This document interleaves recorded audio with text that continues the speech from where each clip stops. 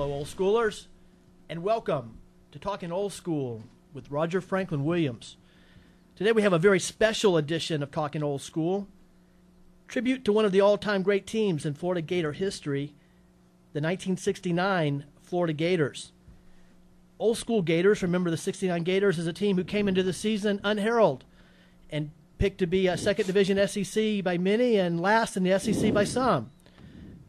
Turned out to be a team who from the very first play of the season was one of the most exciting, entertaining, and just pure fun teams in Florida Gator history.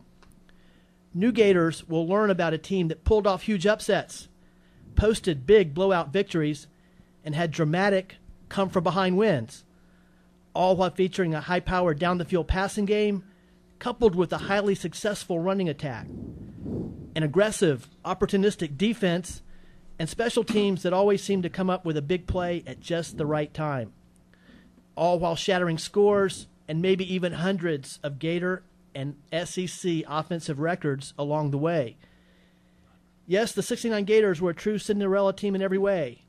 Unfortunately, even right down to the clock striking midnight and having the magic come to a sudden end only hours after their last dramatic victory in their last game ever played by the 69 Gators. So sit back and hear the story of one of the truly special teams in college football history, the 1969 Florida Gators. Now let's go to some of the men that lived it and made it all happen. First, let's go. First of all, I'd like to thank and we'll introduce three-year starter at offensive tackle, offensive line, all SEC offensive tackle, and offensive captain of the 69 Gators, Max Dean. Max, hey, thanks for joining us today. Hey, it's great to be here. Great to be here with my buds. And thanks for putting this together for us, too. All the work you've done to put it together. Next, starting linebacker, defensive captain of the 1969 Florida Gators, Tom Abdelnauer. Tom, all the way from Ann Arbor, Michigan. Tom, thanks for joining us. It's great to be down here and seeing all my buddies here. It's going to be a fabulous weekend for us. And thank you for your efforts to help prepare for the program. Now starting defensive back, punt returner, special teams playmaker, all SEC and first team All-American, and a former number one draft choice for the New York Jets, Steve Tannen. Steve, thanks for joining us. Thank you. Woohoo! I'd like to thank my parents for having me. Good to be here. Great to see guys I haven't seen in a long time. And you've come a long way as well. I did. And boy, are my legs tired. Finally, joining us today, a leading member of the famed Super Softs, started the season with a bang with a 70-yard touchdown bomb to Carlos Alvarez on his first pass as a Gator, rewrote the Florida Gator and SEC record book, and finished his career as the all-time NCAA passing yardage leader, also number one draft choice for the Philadelphia Eagles, starting quarterback John Reeves. All right, nice to be here. Glad to be here with the seniors. All right, yeah, you're representing the Super Softs, absolutely. Yeah, I'm glad they let me come along. Thank you. Guys, let's go ahead and get started. And as I said a little bit, and before we get started, though, I want to thank also my friend and also a key member, a key senior leader and defensive back on the 69 Gators, Larry Williamson, who helped me get started down the road to this broadcast over a year ago and introducing me to Mac and helping to put together an order to the broadcast. And if it weren't for Larry, we wouldn't be here today. So I want to thank Larry Williamson as well. And guys, let's go ahead and get started. I'll go to Mac first. Let's talk about, as I said briefly, coming into that 69 season, the Gators, there were low expectations for the Florida Gators. I said that the 69 Gators were a true Cinderella team. You can't have Cinderella without low expectations. So what I'd like to do is go around the table with all four of you guys, starting with Mac, and just let's go back in time to August and early September of 1969 and tell us what you guys were thinking at that time.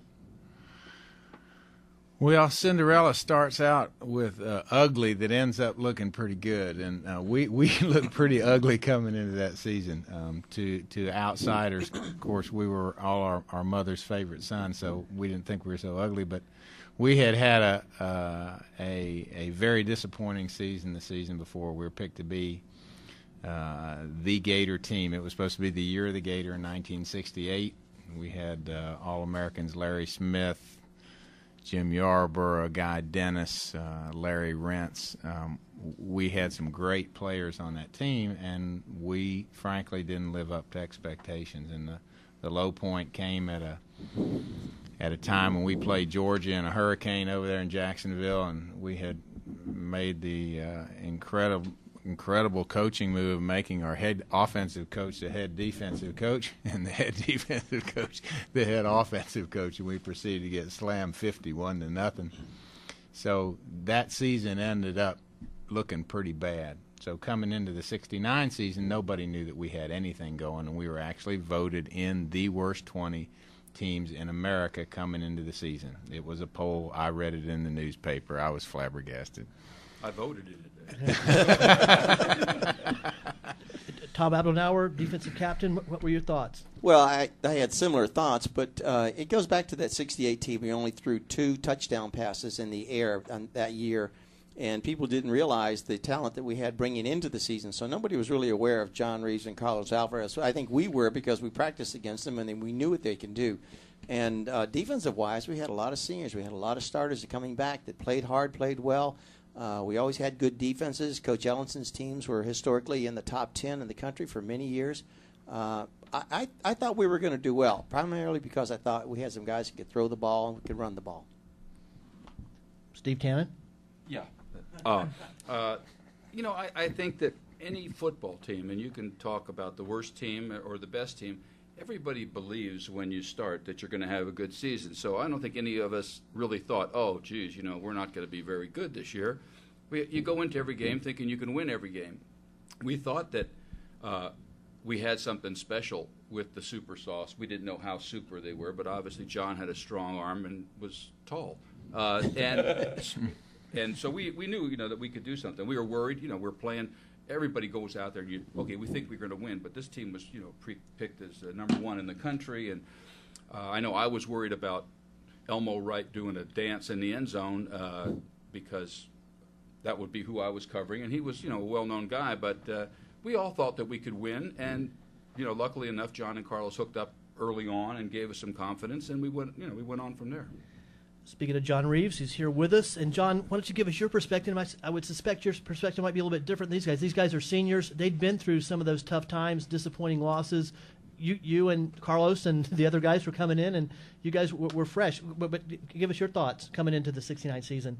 Right. The rules back then, as people don't know probably today, were freshmen weren't eligible. So we were the scout team for the varsity. We had a 4-game schedule. But I remember the day Larry Smith snapped his hamstring in the practice field. I grew up on the next street from Larry Smith in Tampa. He was like one of my heroes.